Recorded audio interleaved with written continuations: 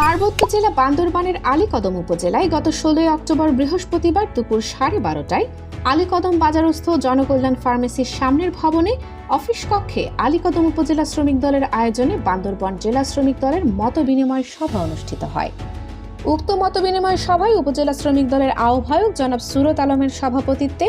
উপজেলা শ্রমিক দলের সদস্য সচিব নুরুল আফসার ছোটনের সঞ্চালনায় প্রধান অতিথি হিসেবে উপস্থিত ছিলেন বান্দরবান জেলা শ্রমিক দলের সভাপতি ও বিভাগীয় শ্রমিক দলের সহ সভাপতি জনাব আব্দুল শুক্কুর। বিশেষ অতিথি হিসেবে উপস্থিত ছিলেন বান্দরবান জেলা শ্রমিক দলের সাধারণ সম্পাদক জনাব মোস্তফা কামাল, আলীকদম উপজেলা বিএনপির সাবেক সহ সভাপতি জনাব আনসার আহমদ, বান্দরবান জেলা বিএনপির সম্মানিত সদস্য মং ক্যানু মার্মা, বান্দরবান জেলা শ্রমিক দলের সাংগঠনিক সম্পাদক জনাব আবু তাহের, বান্দরবান পৌরসভা শ্রমিক দলের সভাপতি মোহাম্মদ সৈয়দ হোসেন কালু,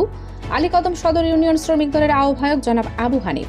আলীকদম সদর ইউনিয়ন শ্রমিক দলের সদস্য সচিব আবদুল্লাহ আল ফয়েজ, ২ নং চৈক্ষং ইউনিয়ন শ্রমিক দলের আহ্বায়ক, ৩ নং নয়াপাড়া ইউনিয়নের শ্রমিক দলের আহ্বায়ক মোহাম্মদ জাফর আলম, ৪ নং পুরুকপাতা ইউনিয়ন শ্রমিক দলের সদস্য সচিব জনাব মোহাম্মদ হারুনুর রশিদ সহ উপজেলা ইউনিয়ন ওয়ার্ড পর্যায়ের ২ শতাধিক শ্রমিক দলের নেতৃবৃন্দরা উপস্থিত ছিলেন।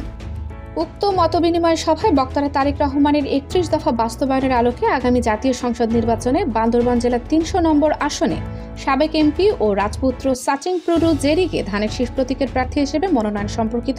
উপস্থিত সকলের উদ্দেশ্যে আশ্বাস প্রদান করেন। এছাড়াও অন্যান্য বক্তারা জামাতকে রাজাকার আখ্যায়িত করে তাদের বিভিন্ন ফেসবুক স্ট্যাটাস ও সোশ্যাল মিডিয়ায় কুরুচিপূর্ণ বক্তব্যের তীব্র নিন্দা ও প্রতিবাদ জানান। পরিশেষে উপস্থিত সকলের উদ্দেশ্যে ওয়ার্ড ইউনিয়ন পর্যায়ের সকল কমিটি পুনর্গঠনের ক্ষেত্রে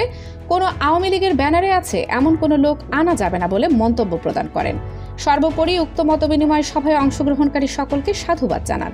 কেন্দ্রীয় বিএনপির সময় বিষয়ক সম্পাদক ও চট্টগ্রাম বিভাগের শ্রমিক দলের সভাপতি অসুস্থ হওয়ায় তার রোগ মুক্তির জন্য সকলের কাছে দোয়া কামনা করেন।